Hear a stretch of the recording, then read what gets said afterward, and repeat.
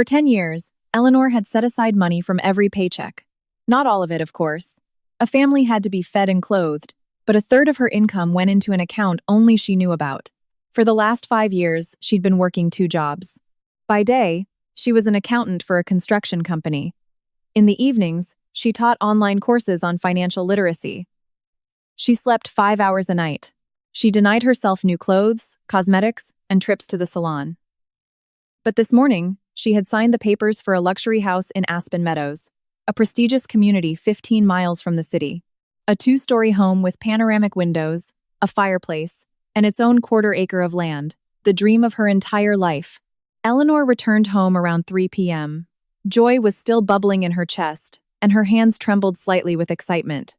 She placed her purse on the console table in the entryway and listened. The apartment was quiet. Her husband, Ethan, was a programmer who worked remotely. Usually at this time, he was at his computer in the home office. "I'll tell him at dinner," Eleanor decided. "I'll set a beautiful table, get out the good wine, let it be a special moment." She went to the kitchen and started the coffee maker. She needed to make a list of groceries for a celebratory dinner. Maybe she'd cook his favorite dish, roast beef, or perhaps steaks would be better.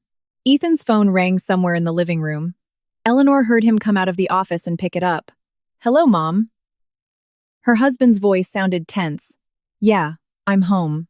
"Eleanor, she's still at work." Eleanor frowned. "No, Mom, I can't talk loudly right now," Ethan continued in a whisper. But in the silence of the apartment, Eleanor heard every word. "Listen, about the money. I told you Eleanor definitely has savings. She's an accountant, always been stingy with money." Eleanor's heart skipped a beat. She froze, a cup in her hands. "Mom, how many times do we have to go over this? I've been married to this fool for 10 years. You think it's easy for me?" Ethan spoke with such venom that Eleanor didn't recognize his voice. "She's a total buzzkill, always working. A dead fish in bed, can't cook a decent meal, if it weren't for her salary." The cup slipped from Eleanor's hands and shattered on the tile floor. The crash echoed through the apartment. "I'll call you back," Ethan said quickly and hung up. A second later, he appeared in the kitchen doorway. His face was pale. "Eleanor, you're home? I didn't hear you come in." Eleanor looked at him, and it felt as though she were seeing this man for the first time. 10 years of marriage. For 10 years, she had considered him her support, her partner, her beloved, and he called her a fool, a bore, a dead fish. "How much?" she asked quietly. "What?" Ethan tried to feign confusion, but it was unconvincing. "How much were you planning to take from my savings?"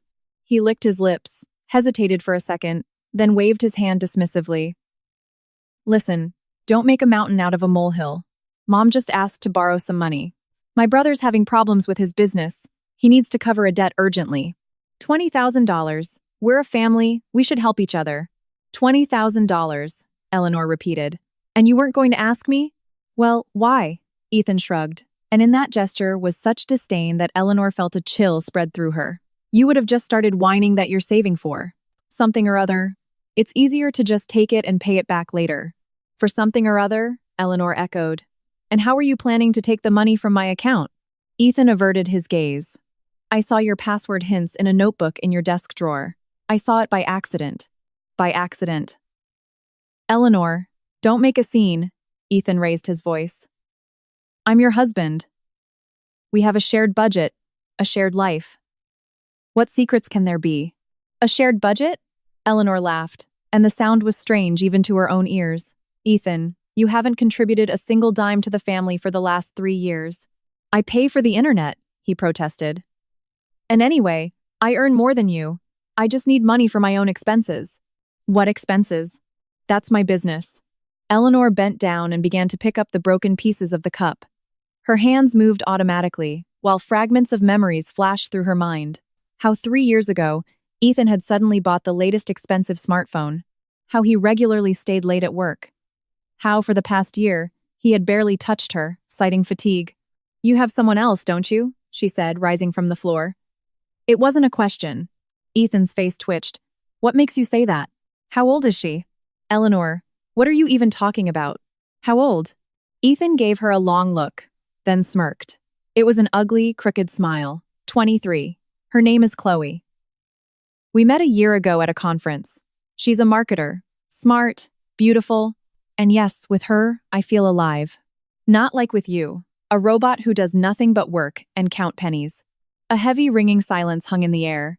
Eleanor felt something inside her break with a quiet snap. Not her heart, no. That would have been too simple. What broke were her illusions, her hopes, her plans for the future. 10 years of her life had suddenly turned into a void. Move out, she said in a level voice. What? Pack your things and move out. Today? Ethan snorted. Are you out of your mind?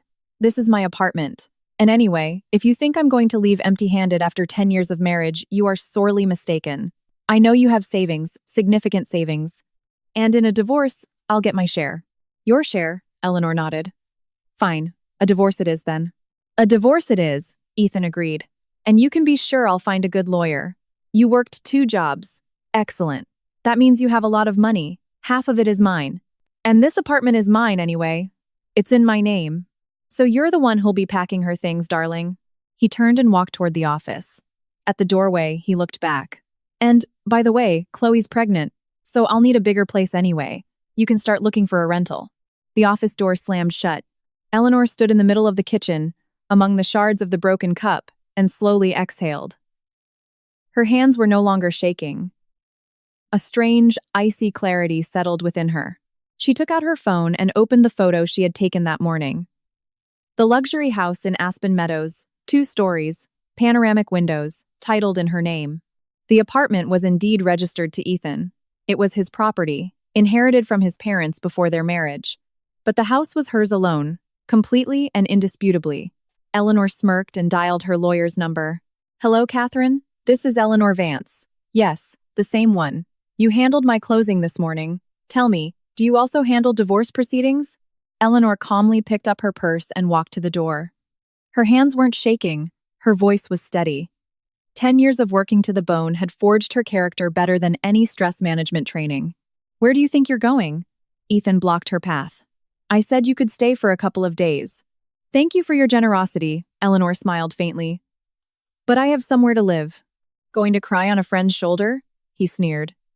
Whatever. Whine for a week and you'll come back on your knees, begging me to take you back. Eleanor said nothing. There was no point in explaining anything to this person anymore. She walked out of the apartment, hearing his last words behind her. And don't even think about touching the money in that account. I'll get my half through the court anyway. The door closed. Eleanor paused in the hallway, leaning against the cool wall, and allowed herself a few deep breaths. Only now, as the adrenaline began to fade, did she feel how hard her heart was pounding. Her phone vibrated. A message from her lawyer, Catherine Hayes. I'm available to meet at 10 a.m. tomorrow. I've sent the address separately. Don't worry, we'll sort this out. Eleanor called a taxi and headed to her new home. On the way, she looked out the window at the evening city, and a strange feeling of freedom gradually replaced the pain of betrayal.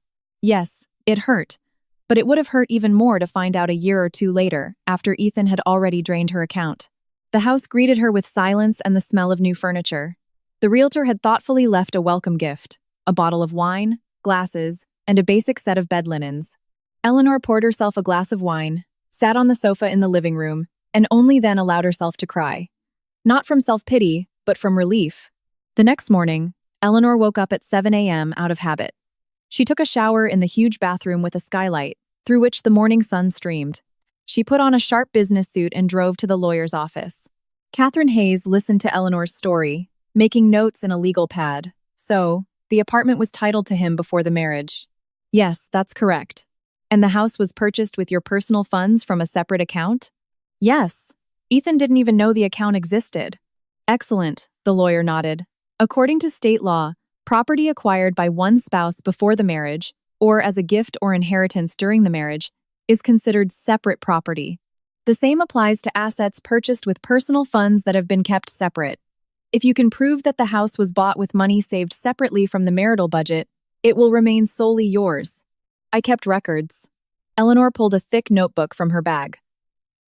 For 10 years, I wrote down every penny. How much I earned, how much I set aside, how much I spent on the family. Catherine flipped through the notebook, a look of respect on her face. This is very good. Do you also have the bank statements? Yes, I printed everything out last night. Perfect. Now, about the divorce.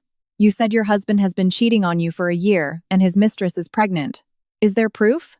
He told me himself yesterday, but I didn't record it. No matter. We'll file for a standard no-fault divorce. If he doesn't contest it, it will go quickly. As for the property, be prepared for him to try and claim the house.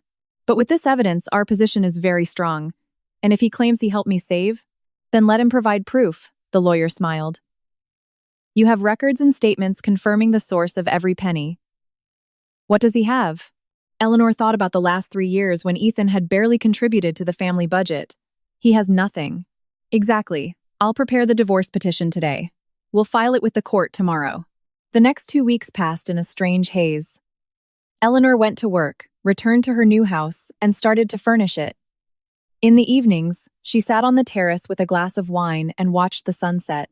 Life without Ethan was surprisingly calm. He called 5 times. First, he demanded a meeting, then he threatened her, then he tried to appeal to her pity. Eleanor didn't pick up. All communication now went through her lawyer. The court summons arrived 3 weeks later. The hearing was scheduled for a month after that. The day before the court date, Catherine called. Eleanor, I have news. Your husband has hired a lawyer. They're demanding half the value of the house, citing that it's marital property acquired during the marriage. I figured as much. Don't worry, we're ready. By the way, one more thing. I did some digging on this, Ethan. It turns out, a year ago, he took out a personal loan for $200,000. Did you know about that? Eleanor felt a chill. No, I had no idea. Under the law, debts, like assets, can be considered joint if they were incurred during the marriage for the family's benefit. Be prepared for him to try and saddle you with half of this loan. But I didn't sign any documents. That's good. It means we can prove you didn't consent to the loan and didn't know about it, especially if the money wasn't spent on family needs. I don't know what he spent it on, but I will find out. See you tomorrow. Eleanor hung up and thought, $200,000. A year ago, right when Chloe appeared, the picture was becoming ugly. Eleanor entered the courtroom 5 minutes before the hearing began. Ethan was already sitting on a bench with his lawyer, a young man in an expensive suit. Seeing her, Ethan scowled but said nothing. The judge entered, sat, and reviewed the documents. The court is in session for the dissolution of the marriage between Eleanor Sarah Vance and Ethan Alexander Vance. She looked up.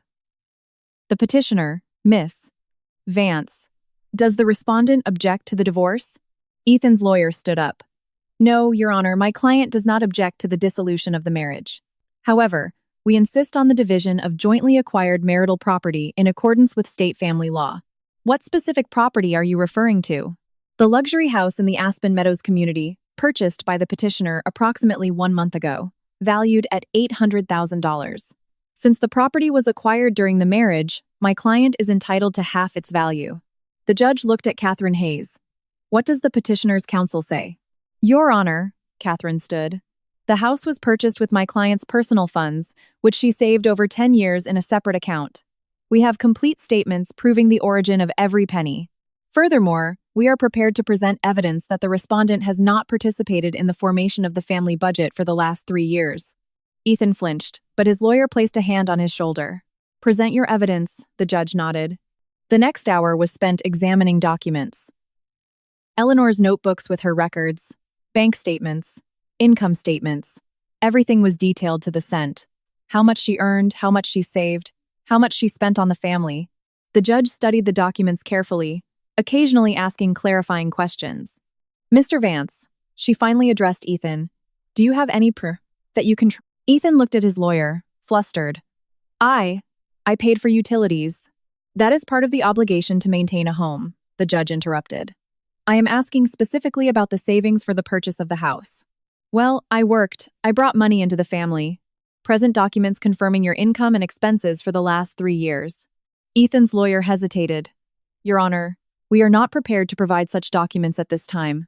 Then I have another question. The judge looked at her papers again. Mr. Vance, a year ago you took out a personal loan for $200,000. Was your wife aware of this? Ethan turned pale. That's my personal business. Answer the question. Did your wife consent to this loan? No, but what was the money spent on? Silence fell. Ethan was silent, staring at the floor. His lawyer rustled papers nervously. I am waiting for an answer, the judge said, her voice firm.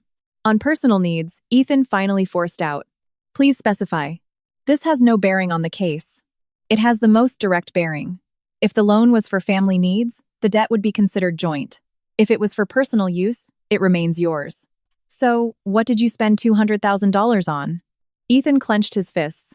And then, Catherine Hayes spoke. Your Honor, may I be of assistance? We have information that exactly 1 year ago, the respondent purchased a studio apartment in the city center. The cost was $180,000. The apartment is registered to a Miss Plas-Lang-Glacht and IDA, Chloe Summers, who, as we have ascertained, is the respondent's mistress and is currently pregnant with his child. A gasp went through the courtroom. The judge raised an eyebrow and looked at Ethan with unconcealed disdain. Is this true? Ethan was silent. Mr. Vance, I asked you a question. Yes, he answered in a muffled voice. It's true. The judge leaned back in her chair and stared at him in silence for a few seconds. Then she picked up her pen and began to write. The judge carefully studied the documents Catherine Hayes had provided. Eleanor sat, clenching her hands in her lap, trying to breathe evenly. Ethan shifted nervously in his seat, and his lawyer was scribbling furiously in his notepad. So, the judge said, setting the papers aside, if I understand correctly, Mr. Vance asserts that he is entitled to half the value of the house purchased by his wife. That is correct, Your Honor. Ethan's lawyer stood up. According to family law, all property acquired during— I am familiar with family law, the judge cut him off dryly. But I'm interested in something else. Mr. Vance, were you aware that your wife was saving money? Ethan hesitated. Well, in general terms, she was always frugal. Frugal, the judge repeated. According to witness testimony, your wife worked 2 jobs. Do you confirm this? Yes, but— And did you contribute to her savings? I provided for the family, Ethan said indignantly. I paid for utilities. Catherine Hayes stood up. Your Honor, if I may, we have bank statements for both spouses. Mr. Vance did indeed pay for utilities and a portion of the groceries. But all other expenses, clothing, appliances, repairs, even gifts for his relatives were all paid by my client from her salary from her primary job. The money from her second job was deposited entirely into a separate account. That's a lie, Ethan jumped up. We have all the receipts and statements for the last 3 years, Catherine continued, unperturbed. My client is very meticulous in financial matters, which is not surprising given her profession as an accountant. The judge nodded. Very well. Now let's move on to the loan. Mr. Vance, you took out a loan for $200,000 a year ago. A studio apartment was purchased with this money. In whose name is it registered? Silence hung in the courtroom.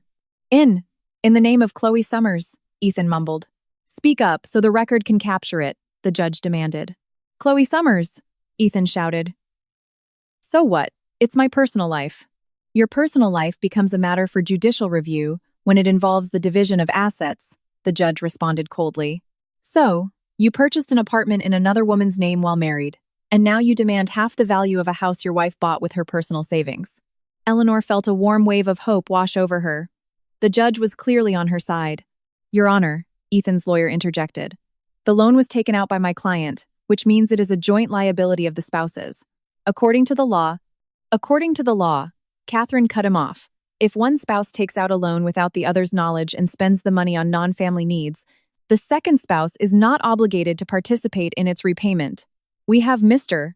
Vance's own written admission where he acknowledges he hid both the loan and the apartment purchase from his wife. What admission? Ethan asked, bewildered. Catherine pulled several sheets from a folder. A text message exchange between you and Miss Somers. She kindly provided us with the screenshots. Chloe. Ethan turned pale. She couldn't have. Oh, she very much could have, the lawyer smirked. Especially after she found out you promised to marry her while simultaneously trying to sue your ex-wife for money. I quote, Eleanor has no idea. I'll take out a loan, say it's for a car, and buy you an apartment, baby. She just can't find out, or she'll ruin everything. Eleanor closed her eyes. It was painful to hear this, even now that she knew the truth. I'll continue, Catherine said, turning a page. When I get divorced, I'll sell our apartment. Eleanor definitely has savings. She's paranoid about her nest egg. I'll sue for half and we'll be set. And so on. Would you like me to read the entire exchange? That won't be necessary, the judge said. She was looking at Ethan with undisguised contempt. The picture is clear enough. Eleanor looked at Ethan. He sat there, red-faced and angry, with pure hatred in his eyes. She suddenly realized she had never truly known this man. "There is one more thing, Your Honor," Catherine said, producing a final document. "Miss Somers is pregnant. 6 months along. She has hired a lawyer to establish paternity and demand child support the moment the baby is born." "That is irrelevant to this case," Ethan's lawyer protested. "It is entirely relevant," the judge countered. "It proves the duration of the extramarital affair and Mr. Vance's deliberate actions to create a second family using funds that should have been applied to family obligations." She looked at her documents again, then raised her head. "I am ready to make a decision. Mr. Vance, your claim for a share of the value of the house is denied. The house was purchased with the personal funds of your spouse, saved during the marriage from her additional employment. You did not contribute to these savings and were not aware of the purchase." Ethan flinched, but his lawyer put a hand on his shoulder, stopping him. "Now, regarding the loan," the judge looked at Ethan over her glasses. "The $200,000 loan was taken without your wife's knowledge and was not spent on family needs. Therefore, Mr. Vance will be solely responsible for repaying it.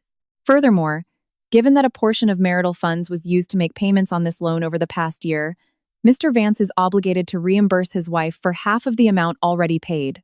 "How much has been paid on the loan so far?" Catherine asked Ethan's lawyer. He reluctantly shuffled through his papers. $42,000. "Then reimbursement is set at $21,000, the judge affirmed, to be paid within 6 months. This decision may be appealed within the legally prescribed period." She banged her gavel. Ethan sat pale with a vacant stare. His lawyer was gathering his papers, clearly eager to leave the courtroom. Eleanor stood up. Her legs felt weak, but she stood tall. Catherine put an arm around her shoulders. "Congratulations," she said quietly. "Justice has been served." "Eleanor!" Ethan called out.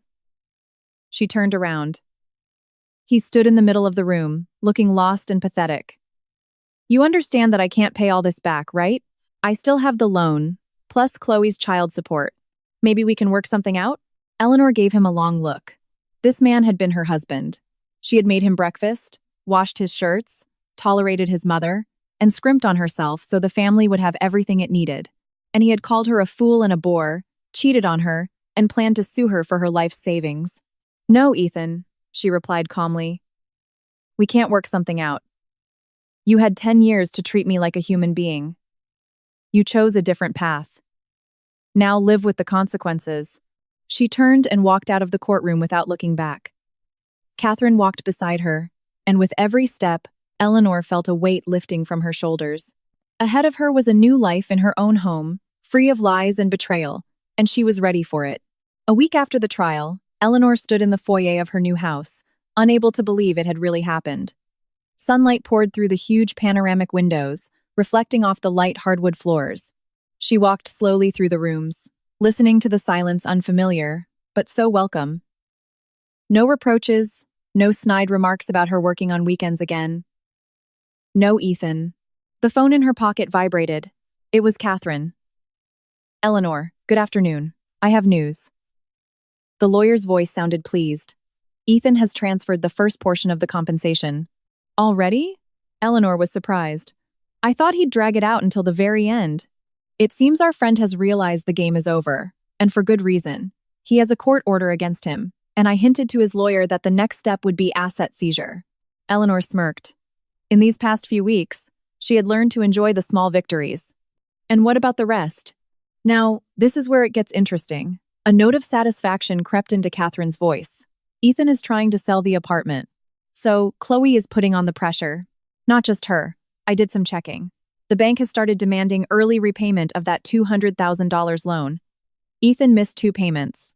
So your ex-husband is now between a rock and a hard place." Eleanor walked to the window overlooking the garden. The yard was neglected, but she could already picture planting roses there. Maybe a small gazebo by a pond. "Catherine, what happens if he can't pay me the compensation?" "Then we file for a court-ordered sale. They'll sell the apartment through the court, and you'll get your money. It might take time, but I don't think it will come to that. Ethan's not a fool. He understands it's better to sell it himself than to wait for a forced foreclosure." After the call, Eleanor wandered through the house for a long time, planning the renovations. She didn't have much money left. The bulk of her savings had gone into the purchase. But now that she didn't have to support 2 people, she could calmly work out a budget. That evening, her friend and coworker Maya came over. "Oh my God, Eleanor!" She froze on the threshold, looking around the spacious foyer. "This is a palace!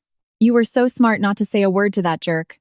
Can you imagine if I had run to him, all excited, saying, "Honey, I bought us a house," Eleanor said, putting the kettle on the stove. He would have started dividing it up immediately, Maya grimaced. Or worse, signed it over to his pregnant girlfriend. Exactly. Sometimes silence is the best defense. Maya settled on the windowsill, dangling her legs. "Listen, aren't you afraid he'll try to do something to hurt you?" "I don't know. People can be vindictive." Eleanor thought about it. The question had already crossed her mind. "I am. But Catherine says he can't do anything legally. The house was bought with my personal money. I have all the proof. Plus, he admitted in court that he didn't contribute to my savings. Ethan's not like that. He's a coward. Betray you? Sure. Steal from you? With pleasure. But an open conflict? Never." Maya nodded but looked unconvinced. "Still, be careful. Get an alarm system cameras. You own expensive property now." They drank wine and made plans. Maya offered to help with the renovations. Her brother was a contractor. Eleanor gratefully accepted. After her friend left, silence fell. Eleanor lay in her bedroom, staring at the ceiling for a long time. It was a strange feeling. Freedom and emptiness, all at once. 10 years of marriage hadn't just vanished. She had grown accustomed to the presence of another person, even if that person turned out to be a traitor. The next day, she went to a security company to sign the papers for an alarm system. Maya was right. Safety was paramount. Then she stopped by a furniture store and chose a simple sofa and a dining table. Nothing extravagant, but it was hers. When the furniture was delivered 3 days later, Eleanor felt the house beginning to come to life. She hung her favorite painting in the kitchen, a seascape she had bought at a sale years ago. In the apartment with Ethan, it had always hung in the hallway because he didn't like shades of blue. Now, it hung in the most prominent spot. 2 weeks passed. Catherine called again. "Ethan has found a buyer for the apartment. He's selling it for $380,000 less than he'd hoped, but he's out of time. What happens next?" "After the closing, he is obligated to transfer the remaining amount to you. The closing is in a week. I will monitor the transfer of funds. Don't worry, everything will be done by the book." On the day of the closing, Eleanor couldn't sit still. She started cleaning up the garden, pulling weeds with a vengeance. Around noon, a notification came from her bank. The full amount had been deposited into her account. She sank onto the grass, staring at her phone screen. This wasn't just money, it was an acknowledgement of her righteousness, proof that justice exists.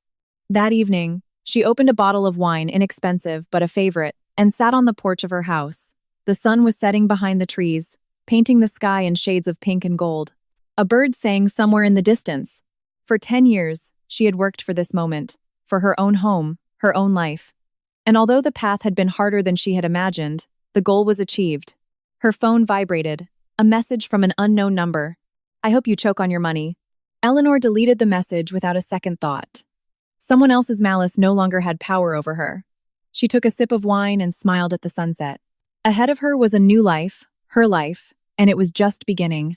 A few days later, she invested the money she received into renovating the house. She hired a designer and chose light colors for the interior: beige, cream, soft gray.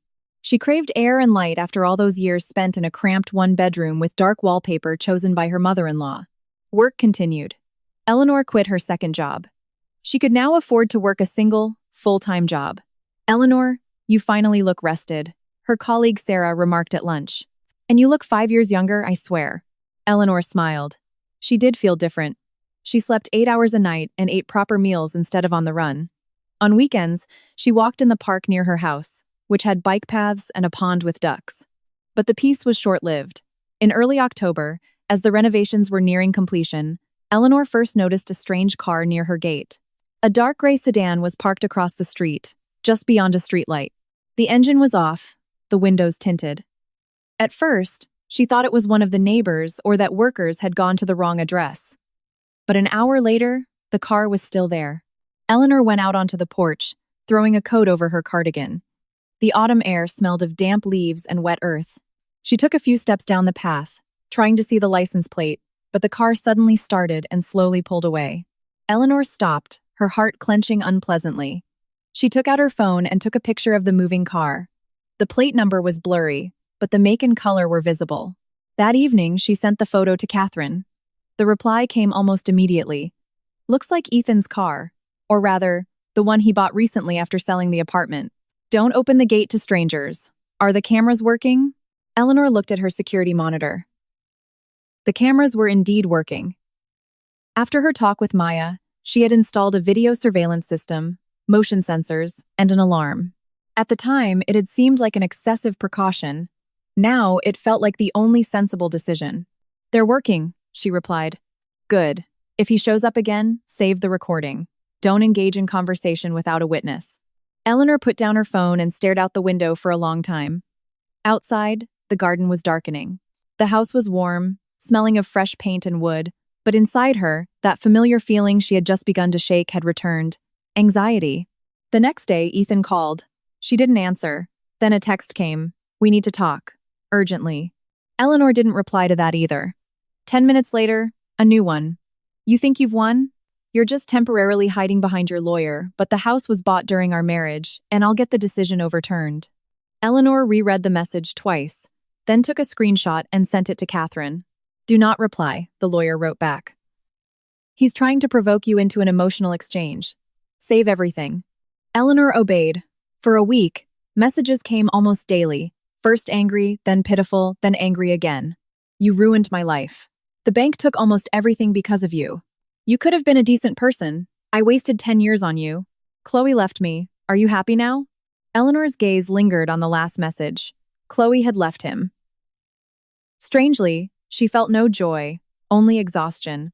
None of this had anything to do with her anymore. Ethan had built his second life on lies, loans, and other people's money. Now that life was collapsing under its own weight. 2 days later, Catherine called. Eleanor, we need to meet. Did something happen? Ethan has filed a motion to reconsider the property dispute.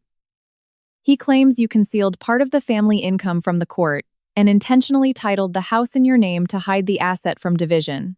Eleanor closed her eyes. But it's already been decided. It has, but he has the right to try. I'll tell you right now, his chances are slim, very slim, but he can still cause trouble. What does he want? Half the value of the house, plus compensation for emotional distress. Eleanor couldn't help but laugh. For emotional distress? Yes. According to his version, you abruptly left the family, hid money, drove him into debt, and ruined his relationship with a pregnant woman. Catherine, that's absurd. It is. But absurdity also needs to be skillfully dismantled with documents. The next day, Eleanor drove to her lawyer's office. Catherine greeted her with a folder in her hands and offered her coffee. Good news. Ethan has no new evidence. Bad news. He's trying to attack your reputation. What does that mean? Catherine placed several printed pages in front of her. Eleanor picked up a sheet and saw screenshots of posts from a local online community group. Woman deceives husband for 10 years, secretly saves money, and kicks him out of her life after buying a luxury home. The poor man is left with debts, while his accountant wife hides millions. So much for family values. Eleanor read, feeling her fingers grow cold. There were no names, but the details matched so precisely that there was no doubt. It's him, most likely, Catherine said, or his mother. The style is very similar. His mother. Eleanor hadn't thought about Sharon in a long time. Her mother-in-law had always looked down on her, as if she were a temporary inconvenience in her son's life. In the early years of their marriage, Eleanor had tried to win her over. She cooked, helped out, bought gifts. Then she realized it was all useless. For Sharon, the only good woman was one who would completely dissolve into her son and never say a word against him. Is there anything I can do?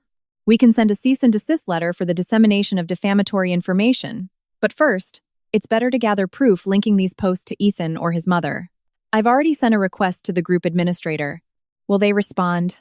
If they don't respond voluntarily, we'll request it through the court. But I wouldn't rush it for now. Let Ethan think you're staying silent. Eleanor looked up. And in reality? Catherine smiled. In reality, we're preparing a counterattack. Those words were spoken calmly, without theatrics. And for that reason, Eleanor felt a sense of relief. A week later, the thing she had been dreading happened. Eleanor returned home late. It was quarter-end close at work, and even though she was no longer teaching evening courses, the workload was still heavy. At the gate, She noticed fresh tire tracks. At first, she paid them no mind, but when she approached the front door, she saw muddy footprints on the porch and her wall-mounted mailbox forced open. Inside the mailbox lay a crumpled piece of paper. Eleanor unfolded it. "Give back what you stole from the family." She stood on the porch, staring at the uneven letters, and for the first time in a long while, she felt not fear, but anger. She didn't go inside. She immediately called the security company. A patrol car arrived in 20 minutes. The cameras had recorded a person in a hood, but the face was poorly visible. However, the car parked near the gate was the same dark gray sedan. This time, the license plate was captured clearly, and the car was indeed registered to Ethan. The officer took her statement and collected copies of the video and photos of the damaged mailbox. Eleanor signed the papers with a steady hand. "Ex-husband?" he asked, no longer surprised. "Yeah, it happens a lot," the officer sighed. "Just don't delay. If he shows up again, call us immediately." "I will." The next day, Catherine was not just calm, she was pleased. "Now he's given us a gift." "A gift?" "Absolutely." Before, he could play the part of the miserable, deceived husband. Now we have documented evidence of pressure, threats, and property damage. That will greatly influence the court's impression. What if he says it wasn't him? Let him say it. The car is his, the messages are his, the motive is obvious. Plus, the handwriting on the note can be sent for analysis if needed. Eleanor sat across from her lawyer and, for the first time in days, allowed herself to relax. "Catherine, I just want this to be over." "It will be, but sometimes, to make someone stop harassing you, you can't hide. You have to show them a boundary, a firm and legal one." The second hearing was scheduled for the end of the month. By then, the story in the town's community group had grown. New posts, comments, and rumors appeared. Someone wrote that Eleanor had robbed her husband. Someone else claimed she had lived off him her whole life. Someone even mentioned her last name, though not in full. At first, Eleanor read it all with trembling hands. Then she stopped. She realized that strangers are always ready to judge based on snippets, especially when those snippets are presented so artfully. But one morning at the office, Sarah stopped her. "Eleanor, have you seen this?" "If you're talking about those posts, yes, I've seen them." "No." A comment from Chloe just appeared. Eleanor froze. "From Chloe?" Sarah handed her the phone. The comment was long. Chloe Somers wrote that Ethan had indeed hidden their relationship from his wife, taken out a loan without her knowledge, bought an apartment in her name, and then tried to convince her to stay quiet while he sued Eleanor for money. Chloe admitted that she herself had been deceived. Ethan had told her he hadn't lived with his wife for a long time, that the divorce was a formality, and that Eleanor was supposedly controlling him with money. When the truth came out, he started demanding that Chloe sign the apartment back over to him, and when she refused, he caused a scene. At the end, she wrote, "I'm not justifying myself. I knew he was married, and that was my mistake. But Eleanor didn't steal anything from him. On the contrary, he tried to steal from her. And if his mother continues to write lies, I will post our entire message history." Eleanor silently handed the phone back. "Are you okay?" Sarah asked gently. "I don't know." She didn't feel any gratitude toward Chloe. She couldn't. Too much pain was associated with that name. But the anger was gone too. Before her was just a young woman who had also fallen for Ethan's promises. Yes, it was her own fault. Yes, she wasn't innocent. But she wasn't the primary source of the evil. The main source was Ethan, and his habit of treating people like tools. That evening, Eleanor received a message from an unknown number. "This is Chloe. I'm not asking for forgiveness because I know I have no right. I just want to say, I've forwarded our entire message history to your lawyer. He won't bother you anymore, and if he does, I will testify." Eleanor stared at the screen for a long time, then typed back, "Take care of your child. Let the court decide the rest." She sent the message and immediately blocked the number. That was enough. On the day of the hearing, Eleanor arrived at the courthouse earlier than usual. A light rain was drizzling outside. Leaves stuck to the asphalt, and cars swished their tires on the wet road. She sat in the hallway next to Catherine and looked at her hands. They were no longer shaking. Ethan arrived with his mother. Sharon was in her usual form, a severe suit, a neat hairstyle, the face of a woman convinced the world owes her everything. Seeing Eleanor, she pursed her lips. "Happy now?" she hissed as she passed. "You've destroyed a family, left my son without a home." Eleanor looked up. Your son destroyed everything himself, Sharon. Don't you dare talk to me like that. Catherine calmly stepped between them. Any complaints should be made in the courtroom. One more insult toward my client, and I will ask for it to be entered into the record. Sharon snorted but backed away.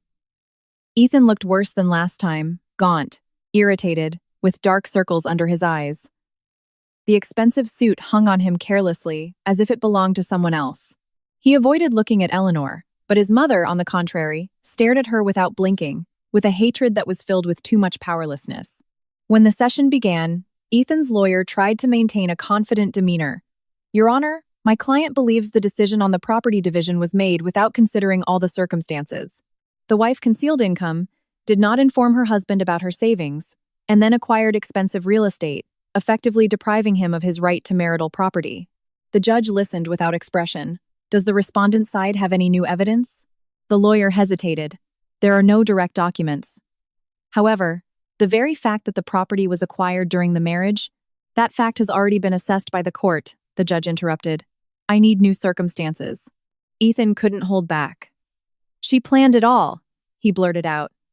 She pretended to be poor for 10 years while stashing money away for her own house. Eleanor looked at him silently. She remembered the old winter coat she had worn for 6 seasons. She remembered putting off buying new boots because Ethan urgently needed a new monitor. She remembered Sharon saying that a good wife shouldn't think about herself. Catherine Hayes stood up. Your Honor, the respondent's side has not presented a single new piece of evidence. We, however, have new materials confirming Mr. Vance's bad faith behavior after the ruling was made. She handed a folder to the judge. First, messages containing threats. Second, video surveillance footage showing Mr. Vance's car at my client's home on the night her property was damaged. Third, a police report. Fourth, notarized screenshots of publications containing information that defames my client's honor and dignity. Ethan turned sharply to his mother. Sharon turned pale. I didn't write anything, she said quickly. That's not even proven. Catherine didn't even glance at her. The community group administrator provided data on the user who posted the initial publications. The phone number is linked to Sharon Vance, the respondent's mother. The courtroom fell silent. The judge slowly raised her eyes. Miss Vance, you are present here as an observer, but if this information is confirmed, it could become the subject of a separate lawsuit. I was defending my son, the mother-in-law burst out. She robbed him. She was always cunning, silent, saving, playing the saint. Eleanor listened and suddenly felt that there was no more pain inside. Before, those words would have struck her to the core. Now, they just sounded pathetic. I worked, Eleanor said quietly, and your son spent money on another woman. The difference is simple. Sharon opened her mouth, but the judge sharply tapped her pen on the table. Order in the court, Catherine continued. Furthermore, Miss Chloe Summers is prepared to confirm that Mr. Vance planned to obtain a portion of the funds from the division of my client's property to use for his personal purposes. We have certified copies of their correspondence.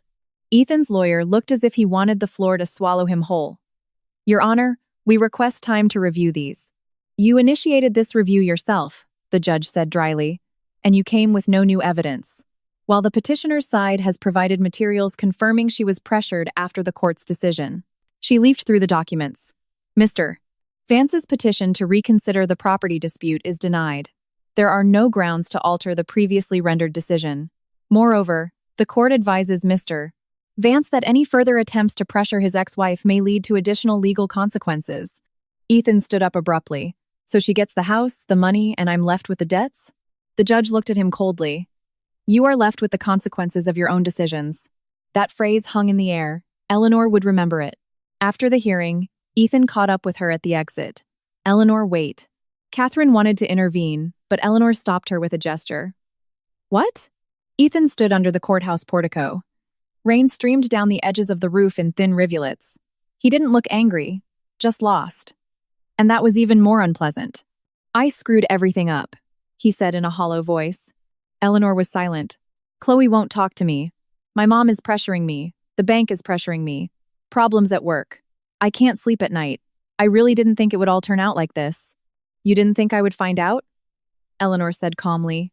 That's different. He looked up at her. Can we at least talk normally? Without lawyers, just like human beings. We should have talked like human beings when you were planning to steal my money, she replied. It's too late now. Eleanor. Don't come near my house. Don't write to me. Don't send messages through your mother. Any further contact will be through my lawyer only. She turned and walked to her car. Sharon stood a short distance away. This time, she was silent. A month later, Eleanor filed a separate lawsuit for defamation. Catherine had insisted, "You can't let lies go unanswered, or they'll continue to live a life of their own." The case turned out to be simpler than expected. The community administrator provided the data. The screenshots were certified, and several of Sharon's comments contained direct, unproven accusations. At the hearing, the mother-in-law held her head high, right up until the judge read her own words aloud. "She robbed my son for years. Women like that should be held accountable by society. The house was bought with family money." Sharon tried to explain that she was just expressing an opinion, but the court was not convinced. She was ordered to delete the posts, publish a retraction, and pay Eleanor compensation. The amount wasn't huge, but it was never about the money. 3 days later, a new post appeared in that same town community group. Previously published information about Eleanor Vance is not true. The court has established that the house was purchased by her with her personal funds, and accusations of deceit and misappropriation of family money are false. Eleanor read the post in the morning over coffee, closed her phone, and smiled. Not triumphantly, but calmly. She no longer needed to prove to the world that she was not at fault, but it was important to reclaim her name. By winter, the house had finally become a real home. A large, soft sofa appeared in the living room. A round, light wood table in the kitchen. In the bedroom, heavy curtains the color of warm sand. Eleanor placed an armchair and a small lamp by the window for reading in the evenings. In the garden, workers had cleared the plot and prepared the soil for future flower beds. The first snow fell at the end of November. Eleanor stood at the panoramic window with a cup of cocoa, watching the white flakes settle on the dark branches of the pine trees. A fire crackled softly in the fireplace. The house was filled with soft light and silence. Her phone lay on the table, no longer vibrating with threats, no longer bringing messages from Ethan. After the second trial, he had disappeared. In December, Maya came over to help decorate the Christmas tree. "Do you realize this is your first Christmas without him?" she asked, unpacking a box of ornaments. "I realize. And how does it feel?" Eleanor thought for a moment. "Quiet. Bad quiet or good quiet?" "Good. Very good." Maya smiled. "Then you did everything right." Eleanor took a glass ball from the box blue with silver snowflakes. She hung it on a top branch and took a step back. "You know, I thought for a long time about why it hurt so much. In recent years, Ethan gave me almost nothing good. No support, no warmth, no respect. But it still felt like I had been betrayed. Because you didn't just love him," Maya said. "You loved the version of life you had invented for yourself." Eleanor slowly nodded. It was true. She wasn't mourning Ethan. She was mourning 10 years of faith in a family that, in reality, had long ceased to exist. But now, even that pain had softened, like a scar that no longer bleeds but reminds you. It once hurt very badly here.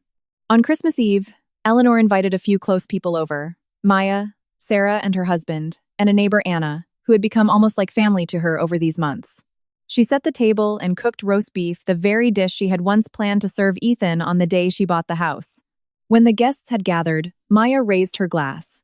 To Eleanor, for not breaking, and for this house, which is built not of bricks, but of strength of character. Everyone laughed, but Eleanor's eyes stung. She looked at the people around the table, the warm lights, the Christmas tree, the plates of food, the windows behind which snow was falling, and for the first time in a long time, she felt not just calm, but happiness.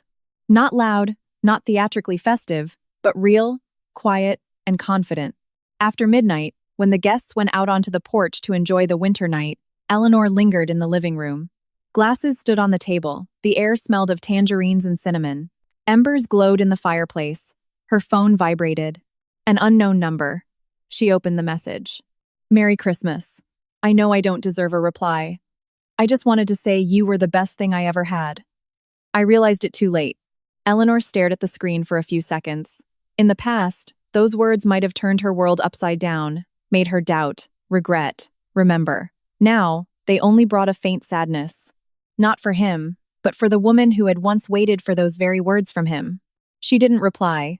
Then she went out onto the porch to join her guests. The sky over Aspen Meadows was blooming with lights. Maya was laughing. Anna was adjusting her scarf. Sarah was filming the snowfall on her phone. Eleanor looked up and took a deep, frosty breath. A year ago, she was a woman secretly saving for a dream, afraid to shatter the fragile world of her family. Today, she was the master of her own house, her own life, her own silence, and her own future. In the spring, the garden around the house began to bloom. Eleanor planted roses along the path, lilacs near the fence, and a small apple tree by the terrace. Every morning before work, she would go out with a cup of coffee and watch the sun rise over the pines.